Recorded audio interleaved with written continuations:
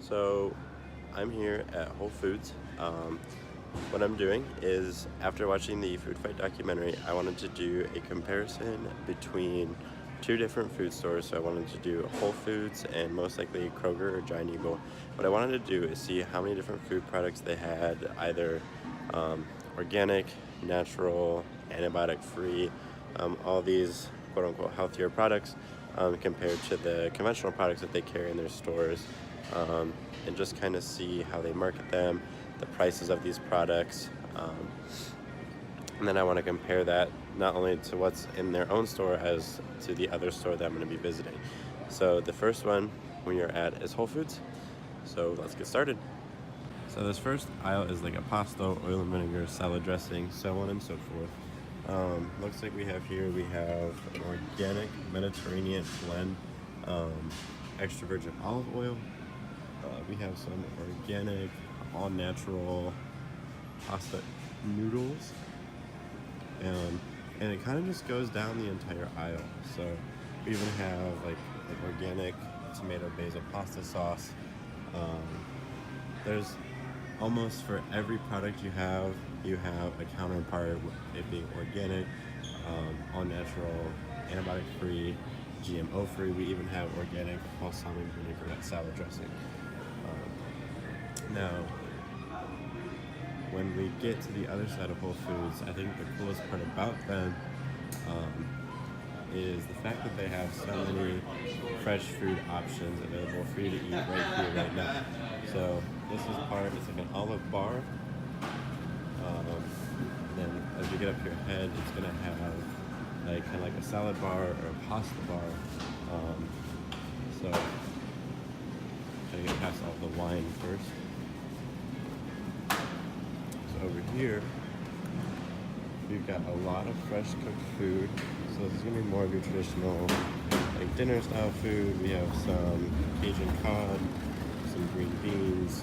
And over here is where we have a lot of your fruits and veggies. We have zucchini, we have some pastas, hard-boiled eggs, pasta salads, all sorts of good things, broccoli, mushrooms. And so this is something that we're starting to see more in a lot of our different grocery stores. I really think Whole Foods kind of cornered the market on this and really made this become a huge trend, at least here in Ohio and the United States. Okay, so I didn't want to take you on a tour of the entire store because it is pretty large. But what I've kind of learned in my like 10-15 minute stroll through this store, this is actually my first time ever in a Whole Foods. The reason for that actually is because of what I'm actually talking about. Is these products are labeled organic, all natural, antibiotic free, and so I just can't typically afford those on my college student budget, when I can buy very similar products at Kroger or Walmart or wherever for half the price or significantly cheaper.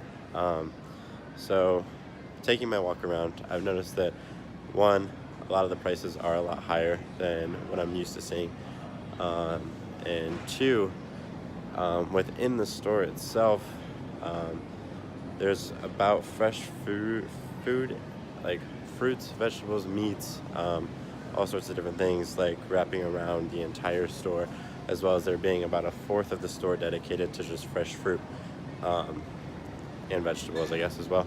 And so it's interesting to see that I'd say somewhere upwards of 50 to 75% of the store is labeled as these organic, all natural, healthy options, whereas the other half or lesser half is probably your conventional food products. So it's kind of eye-opening for me. I'm surprised that the store is as busy as it is. I guess they really do cater to a certain market, and I think that they do it well. So I'm excited to see how at the next store, Kroger, or Giant Eagle, whichever one I decide, I'm excited to see how different they are. I'm a frequent shopper at both of those stores, so I can only have an idea of what it's going to look like. But I'll be excited to have a comparison as soon as I get in the store after just coming or leaving Whole Foods. So once we get to the next store, I will update you more. So I am at my local Kroger, walking around. This is where I come to do a lot of my own everyday grocery shopping. And so I'm gonna do what I just got done doing at Whole Foods. So I'm gonna go back, I'm gonna compare the amount of these what are claimed to be healthy, organic, all natural, antibiotic free, hormone free products compared to their conventional counterparts just within the store. And then afterwards I'm gonna do like a little summary comparison and my thoughts on the comparison between both. And we'll talk about that more later, but right now we're just gonna get started. We're gonna walk around and we are gonna look at some food products, so let's go. So the first thing I'm noticing that I never really noticed at other or any other times I've really been here is the fact that when you look up and all these labels you can see behind me, there is one right there and it's got like green leaves on it, and then you have more of your other ones that are just kind of black, and these green ones they're referring to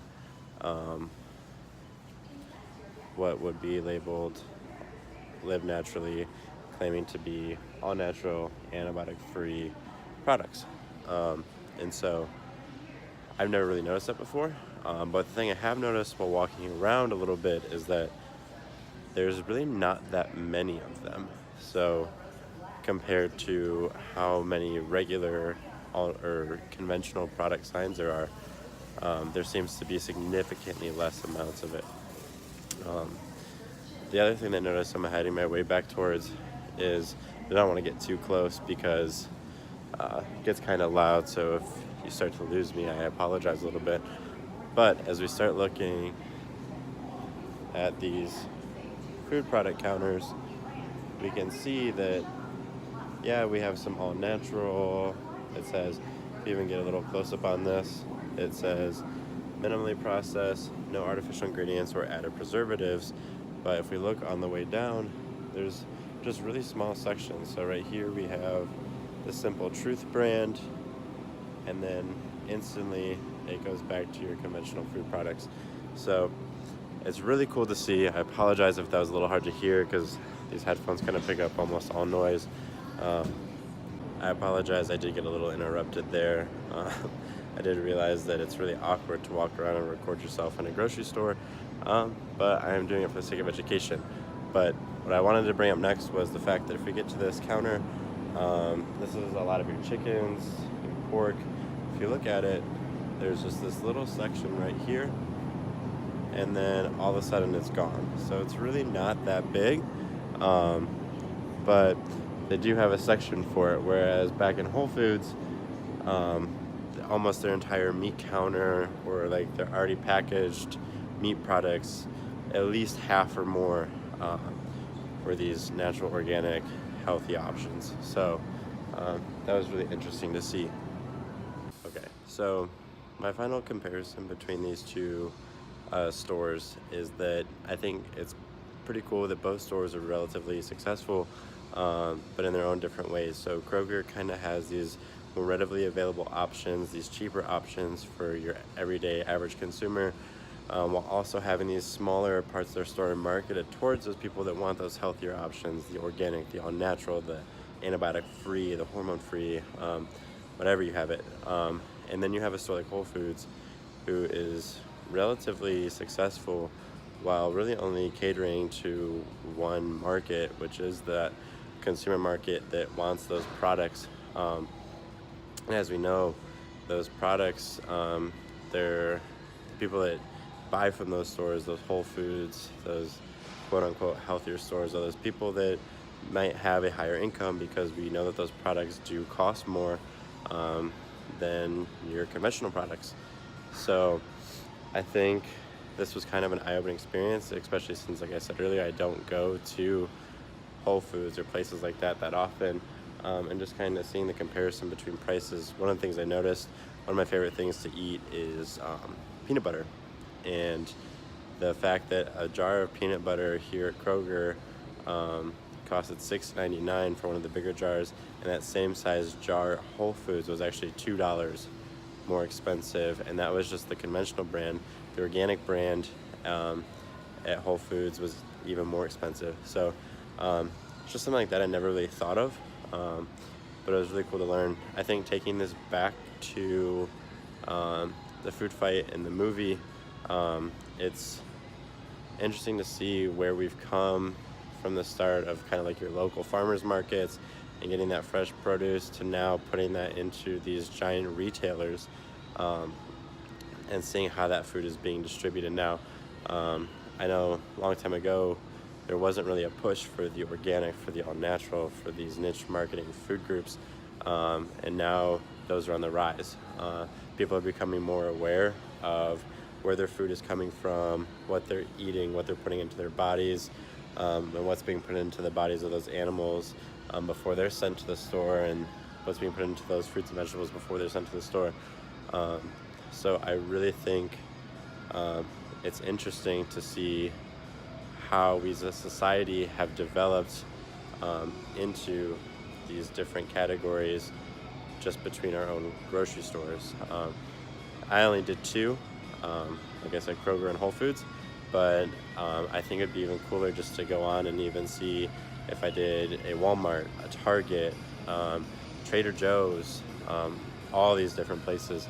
So that has been my experience and my reflection for this documentary. And the last thing that I learned was that I don't like recording myself in public. So for the next Moving Book Reflection, probably not going to do a video, but this was a pretty cool experience. So thank you, and thanks for watching.